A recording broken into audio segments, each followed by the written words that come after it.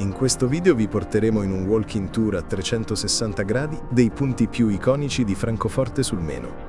Gran parte del centro storico che vediamo oggi, in particolare l'area tra il Römer e il Duomo, non è la struttura originale, ma una ricostruzione molto recente e fedele.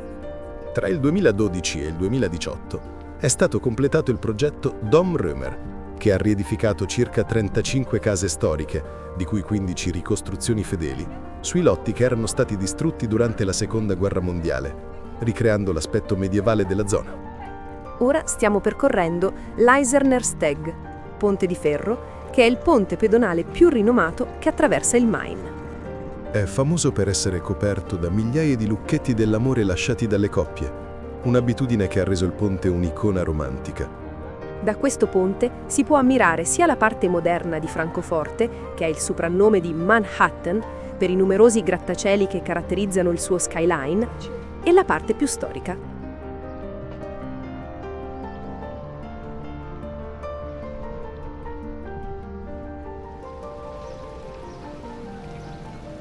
Il municipio storico di Francoforte, noto come Römer, non è una singola struttura. È in realtà un complesso di 3 case a graticcio risalenti al XV secolo, Römer, Alt-Limpurg e Löwenstein, acquistati dal Consiglio Comunale. La sua facciata a 3 frontoni è l'immagine iconica della città. Il balcone centrale della facciata del Römer, noto come Balcone di Sassonia, è famoso per essere stato il punto dal quale gli imperatori e poi i vincitori delle partite di calcio come la nazionale tedesca o l'Eintracht Frankfurt salutavano la folla in festa radunata nel Römerberg.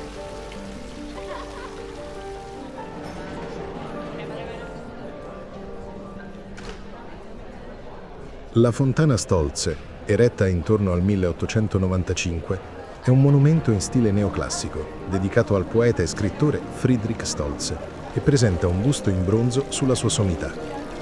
Questa fontana è stata spostata e ripristinata più volte a causa dei danni subiti durante la Seconda Guerra Mondiale. Prima è stata posizionata nell'area della riqualificazione urbana, per poi tornare nella sua posizione originale nel 2016.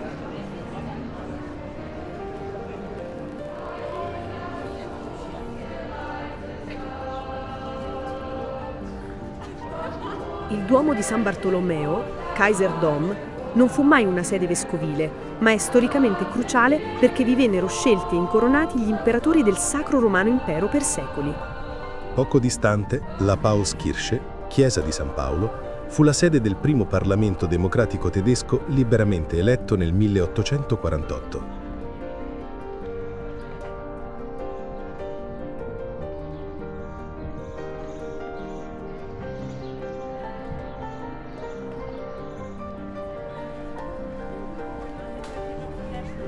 Lungo la via Zeil potete trovare il centro commerciale Mai Zeil, facilmente riconoscibile grazie alla sua architettura futuristica a spirale, realizzata in acciaio, vetro e cemento. Dalla cima del centro si può godere di una vista panoramica spettacolare su Francoforte. All'interno di questo centro commerciale si trova una delle più lunghe scalinate mobili d'Europa, con una lunghezza di 42 metri. Non è necessario fare shopping per visitarla, si può entrare per ammirare l'edificio e l'installazione meccanica. Francoforte è anche famosa per essere il cuore finanziario d'Europa. Infatti è uno dei principali centri finanziari del continente, ospitando istituzioni come la Banca Centrale Europea, la Banca Federale Tedesca e la Borsa di Francoforte. L'Eurotower è stato costruito tra il 1971 e il 1977 ed è stato la sede principale della Banca Centrale Europea, BCE, fino al 2014.